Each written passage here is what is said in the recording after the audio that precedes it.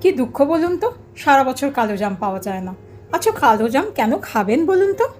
প্রথমত, blood sugar নিয়ন্ত্রণে রাখে। কিন্তু কিভাবে? জ্যাম্বুলিন সমৃদ্ধ, যা স্টার্চকে সুগারে রূপান্তরিত করে নিয়ন্ত্রণে রাখে। গ্লাইসেমিক ইন্ডেক্স মাত্র 25 আর গ্লাইসেমিক লোড 3.79 থেকে 5.09। ফাইবার সমৃদ্ধ, তাই কনস্টিপেশন প্রতিরোধ করে, অন্ত্রের সুস্থতা বজায় রাখে। অ্যান্থোসায়ানিন, পলিফেনলস, ফ্লেভোনয়েড সমৃদ্ধ, তাই অক্সিডেটিভ স্ট্রেস কমিয়ে দেয়, ইমিউনিটি বাড়ায়। মুখের আলসার এবং মাড়ির নানা ধরনের সমস্যা দূর করতে পারে, কারণ অ্যান্টিব্যাকটেরিয়াল গুণে সমৃদ্ধ।